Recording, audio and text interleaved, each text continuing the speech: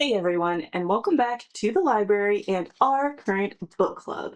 This one is about George Orwell's classic, you know it, 1984. I'm Haley. I am a university librarian, but I was not an English lit major. You what? Instead, I actually studied journalism and media from more of that pop culture, TV, film perspective. So, this book club is actually way more about reading some of these interesting titles of classics, and then I'll be using my library to research and learn more, about the story, about the themes, what more informed people in the field are saying, and we'll use this to just share kind of my own reactions. Super low pressure, fun, cozy. Now, you can join anytime, of course, by just reading along and then commenting your thoughts, factoids, ideas, perspectives, things that we should read in the future. I hope to hear from you. Today, we're also just covering part one. So that is about the first 100 pages, 104 in my copy, because there's just like a lot. This video is already probably going to be pretty long just going over that first section. And thank you to those who commented on our Animal Farm. I'm going to read and reread. And speaking of that video, I am so glad that we started with Animal Farm because so many of the big themes like that started in that story absolutely are developed here. Things like, life on the farm under Napoleon was just that really good primer to prepare for kind of life in Oceania under Big Brother. So far, the first 100 pages of 1984 have had three major themes that like stood out the most to me as a reader, just running straight from Animal Farm. So let's just like go through them real quick and definitely let me know what themes stood out the most to you that maybe I missed. So the first is kind of control through language was, immediately on my mind. On the farm, remember that the pigs kept changing the like 7 animalism commandments on the barn wall. So it was things like no animal shall sleep in a bed, suddenly became no animal shall sleep in a bed with sheets kind of added on. And they did that for like all of them. So in 1984, this idea of editing the record gets a massive scale up, huge plot point, and it's not just about rules on the wall. It's actually the entire Ministry of Truth and like the records department, where actually our main character, Winston, literally his job is to rewrite or rectify old news articles so that way the past always matches kind of how the events actually unfolded, and makes kind of that government party's narrative always sort of true and always what they need it to be in the moment. That's suspicious. That's weird. So, for example, and we'll get into more in the breakdown, but just as an example on that concept, one of the articles Winston rectifies is a past categorical pledge that the party wouldn't reduce chocolate rations. But the ration was actually being reduced. Like we get that pretty early on the pages. So Winston changed the article to then state that the rations would probably need to be reduced sometime in April. Right? So he literally changed what they had said in the past. Massive kind of gaslighting operation for the entire population. Now, the second theme that stood out the most to me, that I just want to touch on in summary here, is kind of thinking about like the fog of memory. And so, remember how the animals couldn't quite remember themselves if life under Mr. Jones was better or worse than life under Napoleon. But every time that they started to really question things, Squealer, the PR pig, would come around and, basically tell them, no, you're misremembering. Like, life is definitely totally 100% fully better now. Do you really want Mr. Jones to return? And I don't know, the animals like really didn't know to think anymore and basically believe like, okay, well, it must be better, or else we wouldn't have like rebelled in the first place if this isn't like a better system. And that is Winston's entire life so far in this book. Like he has these vague, like nagging feelings that life was, maybe better before, but he can't quite be sure. But also, due to his job, he knows that the party like actively controls the narrative and really has this like complete hold on reality. So he also knows that he can't trust his own memory or that of like anyone else's really.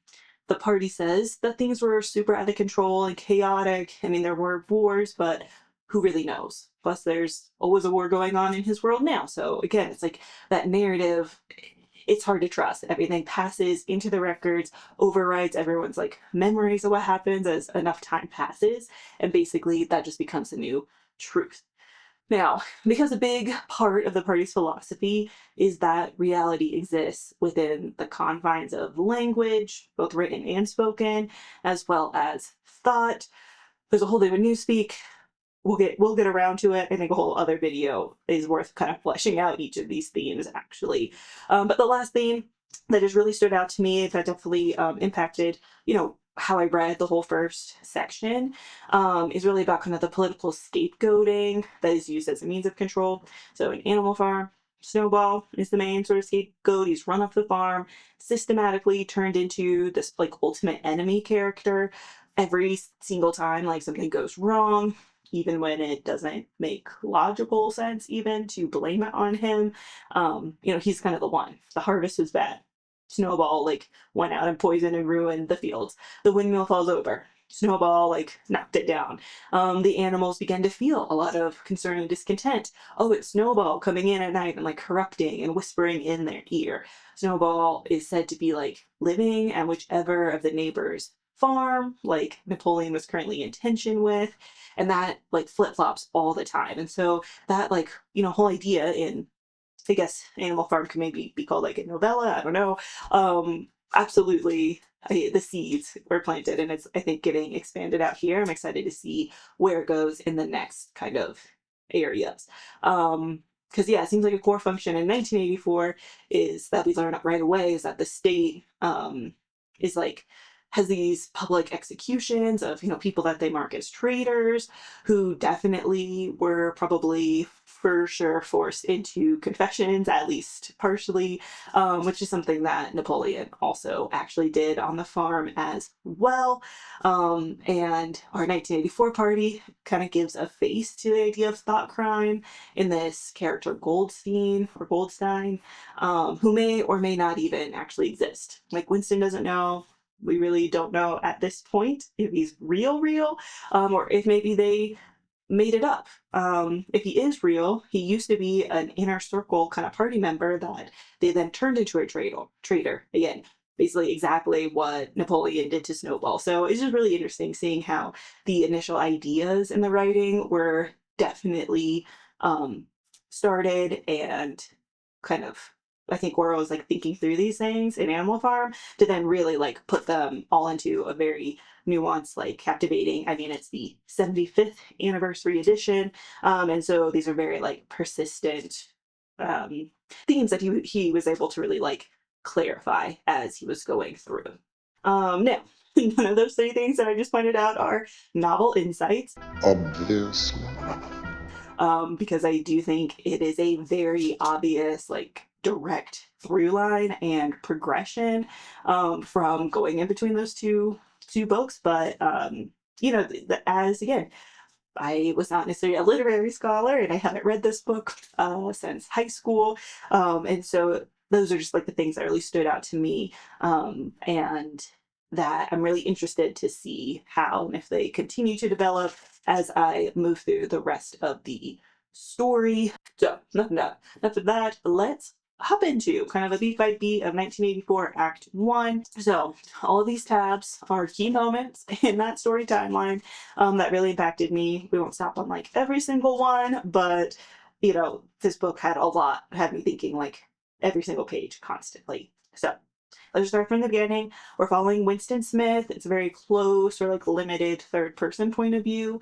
So basically we know Winston's thoughts, and we only learn things through Winston like experiencing them or like explaining them to us, often through kind of the mechanic of the journal, but also we just know his thoughts, but we are not Winston in terms of I writing. And this was just notable for me personally because the last like 8 or 9 books that I've read this year have actually been in first person. So this was actually kind of a switch up for me. And one of the benefits of third person and this story specifically is that it makes me feel like I am Big Brother in that kind of always watching, I'm surveilling Winston, and the story kind of type of way, which I think is interesting and plays into a major theme of the book itself. Now, I also think that probably just, I mean, limited third person is a very common way to tell a story. So I don't know, obviously, if Orwell was thinking like that, but that's what it makes me feel like. It's like, yes, this makes sense because we are big brother kind of always watching Winston as he goes through the story. Which is pretty interesting. All right, so on the opening page, tells us a lot about the world without Orwell telling us, which is always great, classic. This is why it's a classic, I guess. But I found definitely that it was a great example of, right, the show and just trust the reader to understand and read between the lines, and then skip just like exposition dumps. So the story like literally opens the very, very first line, the very, very first line that we all read. It was a bright, cold day in April, and the clocks were striking 13. Winston Smith, his chin nuzzled into his breast in an effort to escape the vile wind, slipped quickly through the glass doors of Victory Mansions, though not quickly enough to prevent a swirl of gritty dust from entering along with him. What a punchy opening, 2 sentences. And I learned, right, so much in those two. So things that I immediately picked up on, right, that he was showing us, we are somewhere in the northern hemisphere since it is cold in April.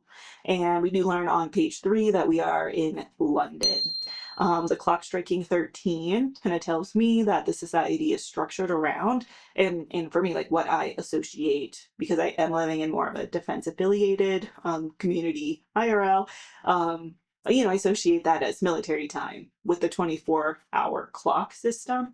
And so that detail then made me fill in some additional blanks about this world. Like, okay, this is probably a very structured, rigid, like discipline focused state.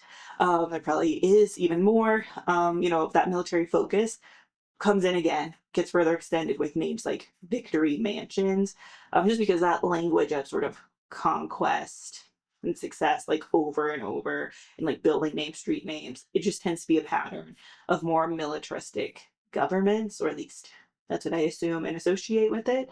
And then we also kind of get the next validation of this hyper controlled space that Winston lives in as he passes the posters of Big Brother is watching you, which again, media is like, oh, that's an interesting play on like our I'm American, so our World War II American iconography of like Uncle Sam saying, I want you during the war. At least that's what I thought of, again, from my just reader reaction perspective. Now, Orwell, as we kind of talked about in the last video, was British and, grew up in various areas of Europe and India, but he probably saw, or at least heard of, the military advertising that was, published to increase the support and morale for the war. So maybe, he was drawing from that as inspiration. I also got curious and looked at the National Archives for the UK's website to see what collection of like propaganda and more media they had. So let's check out what I found.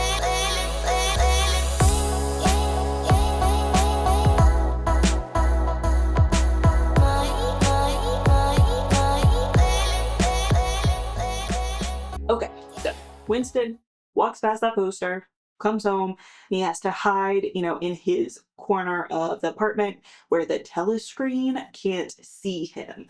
Now, because we were just sort of warned about with that paper or the poster, Big Brother is watching, or more accurately right now, was listening. Is very, okay Google feeling for me. I don't have any of the like home stations. I do turn off like microphone access on my Google Assistant, except for in my car. And the number of times like a podcast has said something that sounded too vaguely close to like a okay Google and triggered the assistant is just like beyond so annoying. So, imagine that, but it's actually like scary. They will come and assassinate you, people listening all the time. Anyway, Orwell died in 1950, and even if he had like he would be 122 in 2025. So I guess either way, he would like never have known like the world he described and how close that like constant surveillance is. But it is an interesting mechanism that he explored kind of right off the bat, with that telescreen serving as self-surveillance and like a self-policing mechanism. Um, because essentially Winston doesn't know if the thought police are actually watching or listening at any moment, but he knows that they could be recording everything, they could be following him at any time, or they could not be, right? Like it could just not be plugged in. Who knows? We don't know. That's kind of the interesting thing and like power of it. We don't know, so it kind of helps people stay in line. Now, very cool, that surveillance mechanism pays off big time on page 36 when Winston is doing like his morning mandatory stretches. And the screen calls out like 6079 Smith W. Yes, you. Bend lower, please. And, sort of later continues with, that's better, comrade. Setting up this whole scene of they were watching and then the person like responded accordingly. It really sets up the illusion, right? That like you are watched, so you do need to self-police, and plays into right those kind of theories and essays on obedience in servitude and how we elucidate that for people. Now, we don't actually have any confirmation that 6079 Smith W is real, though. Winston physically reacts, right, in the book, but not in a way that suggested to me that he actually knows who Smith W is as a person. Instead, I felt like his reaction suggested more of a like, oh shit, they are watching and I like need to comply clearly kind of way. So clearly Winston, believes and is falling into this self-surveillance, but we as readers actually don't know at this stage if it's real, or just sort of a Wizard of Oz sham. And so yeah, it's kind of interesting, but building in these like seemingly super personal and potentially very realistic interactions with the telescreen, all the folks that are following it then fall deeper into that control spiral.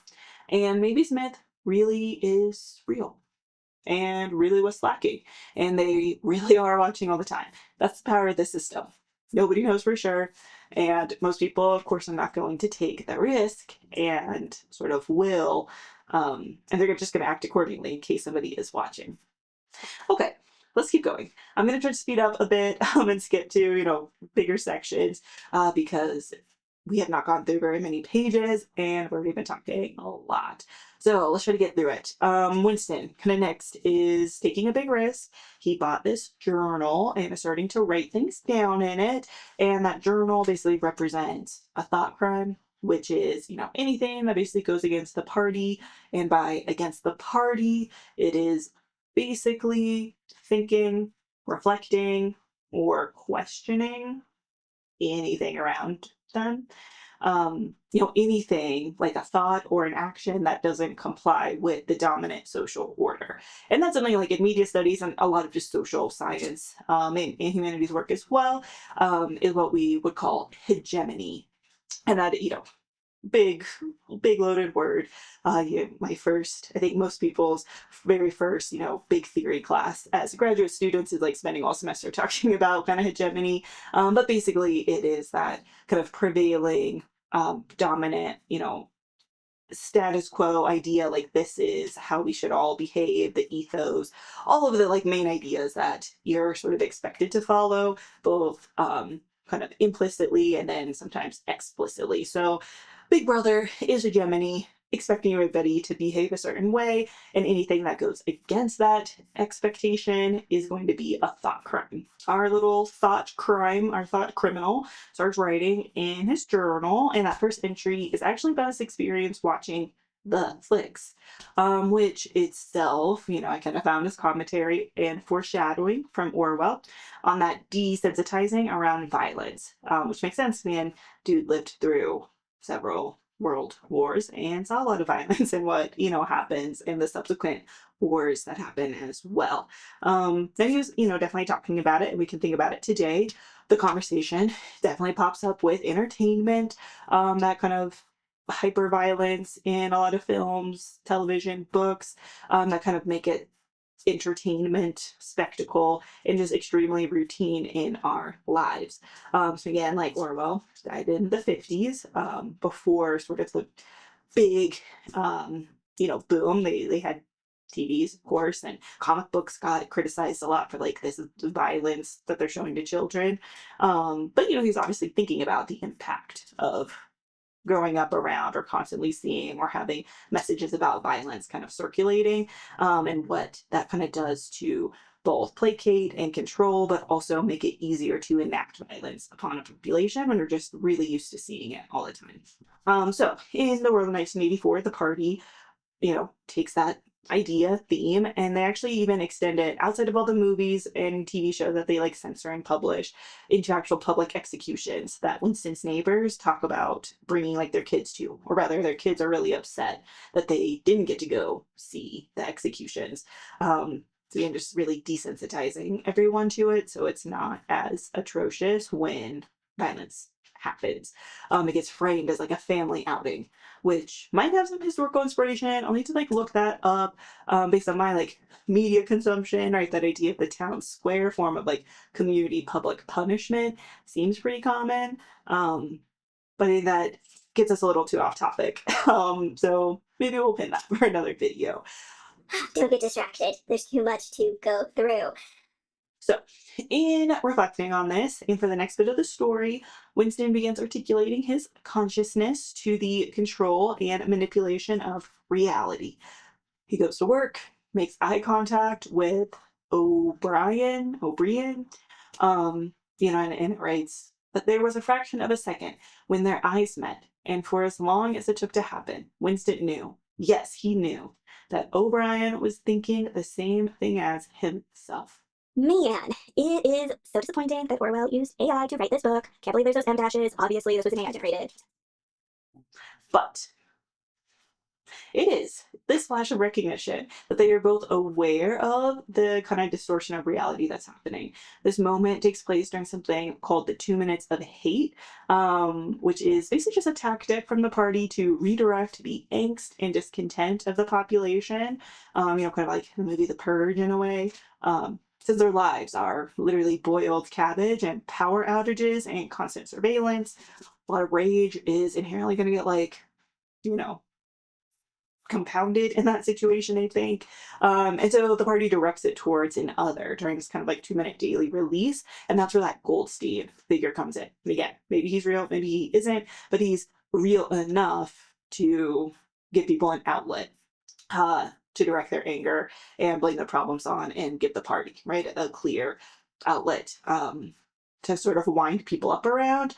And this 2 minutes of hate is like physiologically taxing as well. There's like loud screeching sounds and like crazy like Clockwork Orange type visuals is what I was picturing. I'm gonna be sick. Get something for me to be sick in. And it's also a learned routine of release for the crowd. So you get kind of like mob mentality as well. Like everybody gets super worked up and like triggered towards, right, the party's target. So it doesn't get directed towards the other things that are happening. After that, more things happen. We learn about doublethink, the logical process of holding two fully contradicting ideas at once, which, we would call dissonance. It's a thing that happens. It's kind of good to be able to handle dissonance. But then the party takes that dissonance a step further into this process of controlling your own memory to hold the idea that aligns with the party, even while knowing that it is actually a lie and counter. And then we turn it into the truth and the reality of life. We need another video on that. Hold on. But we found out that Winston is very clear on doublethink and the party slogan of who controls the past controls the future. Who controls the present controls the past from his job. And that was kind of the section that I found the most interesting to read so far. So Winston works in the Department of Records to rectify unsatisfactory news stories, right? And so that slogan suddenly is super applied in an action. And again, Orwell shows us exactly what it means really, really well. And so in Winston's case, right, who controls the past controls the future. Winston is assigned to correct an article that praised this Comrade Withers, who was later like disgraced. The party call him a traitor, but also made him a non-existent person. So instead of holding him up as like a scapegoat traitor, they just like want him to never have existed at all. That's suspicious. And so Winston then needs to update the article, but needs to do it in a way that doesn't complicate the other records surrounding it too much. So, for example, he's thinking about how turning the article's like speech into like praising a victory might actually then paint the future of the war too differently. If now the record says that they, won in this situation, but then if the front changes and they end up losing future battles, suddenly again, that is a messy narrative that the party might want to change all over again. So instead, he decides to make it an unperson, so a made up person, that gets named in the article. Just fully invents this whole new character, basically. And so the party, then via Winston, controls the past by inserting an unperson into the story that then strengthens their control on the future. Since now this new person can be used for any kind of symbolic or PR type work or records, and they can mold a narrative exactly as they need because it was never written to begin with. Scary, cool, interesting. And who controls the present controls the past. That one's pretty clear. I mean, it's pretty obvious. The party, in the moment, having decided the outcomes of that original Comrade Withers not being aligned to how they exist in the moment, just orders the past records changed. So Winston rewrites the history, destroys the original copies, and now that new history of the past becomes the present collective memory that will then persist and shape the future. And through all of this, Winston has to perform doublethink on himself constantly to adopt the new reality of the past, to then accept the current present, even though in the present he was the one who changed the past and is controlling the present and understands the future understanding of this event. Great, got that crazy circle. But it's in this moment that he stops double thinking himself. And to me, that decision to maintain his consciousness and actually keep like reflecting on what his job has been for all these years, and like why he keeps doing it, that is, I think, I'm not a literary person, but I think that is the call to action or the call to adventure moment in our story. Everything for those kind of setup. And I think like right then in that news article where he like suddenly decides like, wow, it's crazy that this is my job, is kind of that inciting incident moment. Because Winston's decision to try and hold on to and like recover sort of the past leads to more of the plot progressing, honestly, and leads to him taking new directions than his usual life to this point clearly has been. For example, a few pages later, Winston is talking to like a work frenemy and it like says, thought with a sudden, deep conviction, Syme will be vaporized. He realizes this because the Syme guy works on the Newspeak dictionary, another thing that needs a whole video or we'll be here for like hours in this one alone to cover. But basically, he is further condensing the language to limit the breadth of thought and focus more on just like base functionality for words, which then leads to just more base functionality of the mind and the population. So without words, right, to describe our feelings and our ideas, it becomes extremely hard to even articulate those ideas like to ourselves, let alone to like other people and get any movement organized. It's like we lose some ability to innovate and then execute on ideas without some language structure around it. And Syme really, really understands that. And it would be way too big of a liability for the party to let workers like that, the ones who built out this new system and like deeply understand what they did, live as that bridge between the realities. It's kind of my thinking. I also recognize that, in terms of like call to adventure, I think that you could also argue like him bringing home the journal and starting to write in the first place, I guess could be it. I mean, that only happened on like page 2. So it feels like too sudden to me. I don't know. Let me know your thoughts. What do you think is the actual inciting incident that gets kind of the plot really going, and is that call that Winston answers in this book? So The sudden conviction in his thinking and clarity overall in what the party does and who they do it to and sort of why or what they are protecting, kind of with the thought police, to me just like shows that accepting of the call for the story to actually fight doublethink, and to start really investigating what's going on and like asking questions. Now, the back half of the section, there's like one further evidence that fleshes out Winston's call to action. To me, like as we actually follow him, thinking more about the past, and he like can't quite remember it. He starts like actively trying to recall it, which we get the sense maybe he didn't really do that much before. He starts pondering past records that he updated and evidence he wished he had kept. Look at this photograph. And he like talks about a photograph, kind of, explaining like, maybe if I just kept that photograph, could have been, me holding to the memory. Can I even trust it? I think it just shows like a real awakening of him mentally.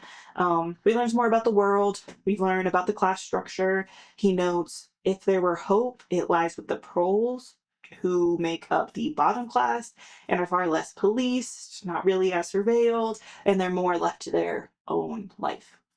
Generally, they're very underestimated, yet placated, yet very physically oppressed by the party. Yet they are allowed to sort of run themselves more. I'm interested to see kind of how the proles develop in this book.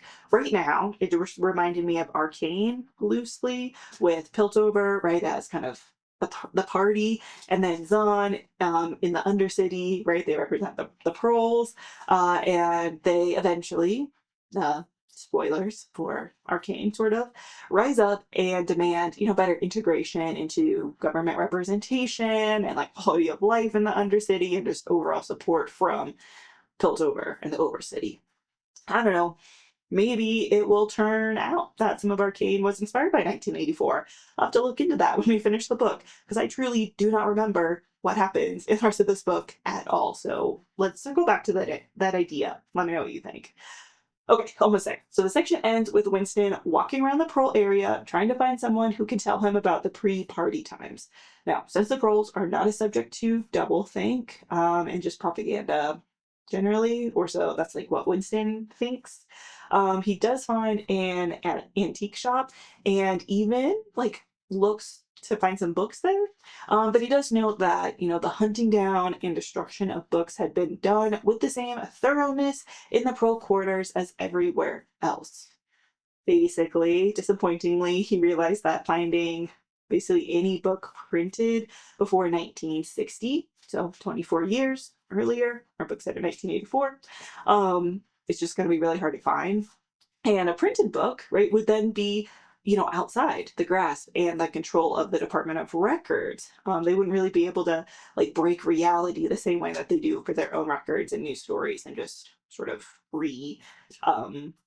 distributing that record. Like, books once they're printed, they're just out in the world. So it makes sense why they would round them up and destroy them in terms of keeping that control.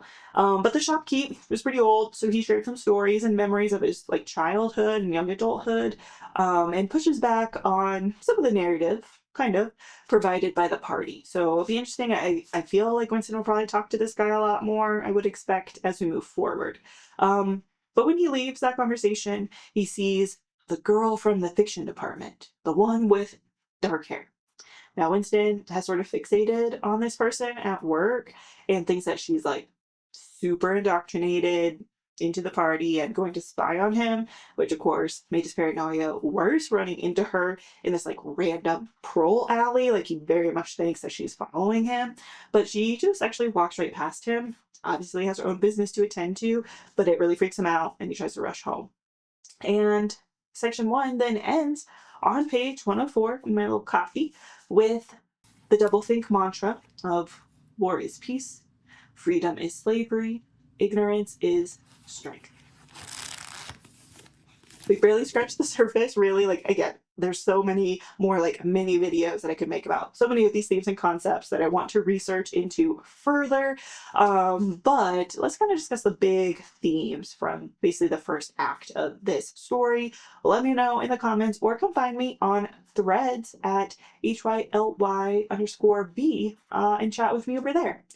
Now, Winston lives with the constant nagging paranoia of the telescreen, knowing, he talks about it a lot, even like the flicker of his eyes or like a back can tell too much. And it could get you like arrested or in trouble. So I want to know how you find the reality today of our digital surveillance systems, right? All of our smart devices, our online footprint affecting how you behave or express yourself, or do you think it does?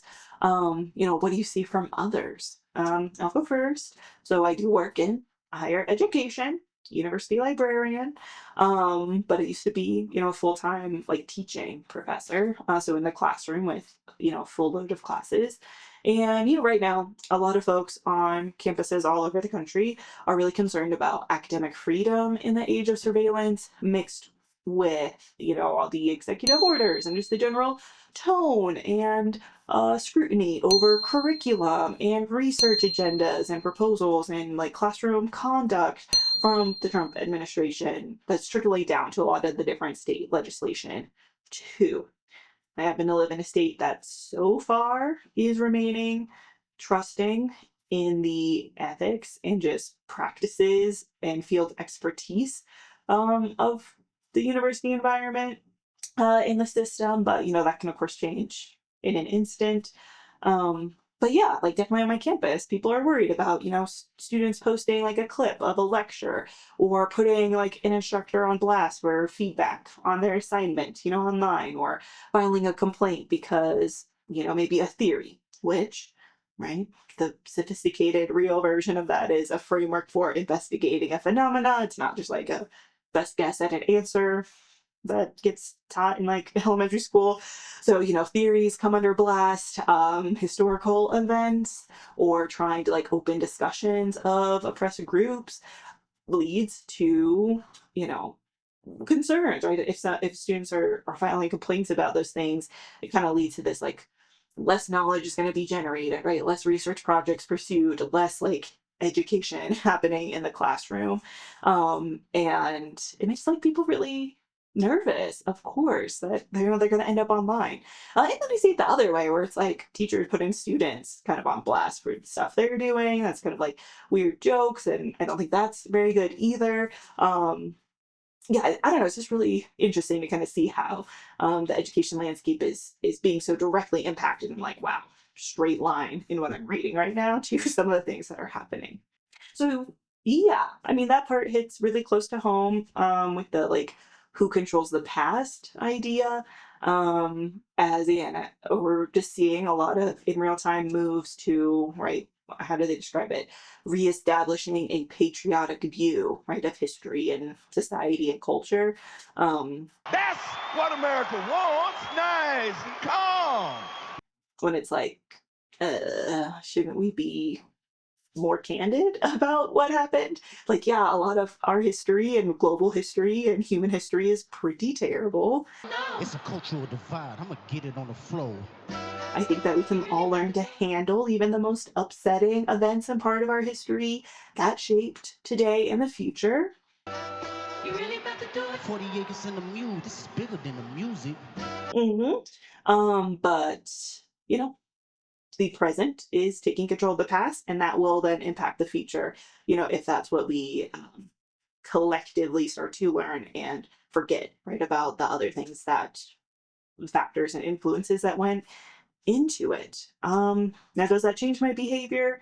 I mean, yes, no, to an extent. Like even when I was writing kind of this video script and, me just talking about my experience, of course, I was very intentional and thoughtful of what I wanted to say. I'm in danger. But, I don't feel like it's super changed how I would teach my classes. Because I taught in technical communication. So things are pretty like matter of fact and direct to begin with. But yeah, it definitely had to change some things like in my last spring semester for sure. So that's what I'm thinking about when I'm reading 1984. I don't know what you're thinking about. Whew. All right, we just covered Act 1. Next time we'll dive into Act 2 of 1984. And that's the story for now. Until next time, stay curious, my library fellows. Find me, start the conversation, comment below, and I'll see you again.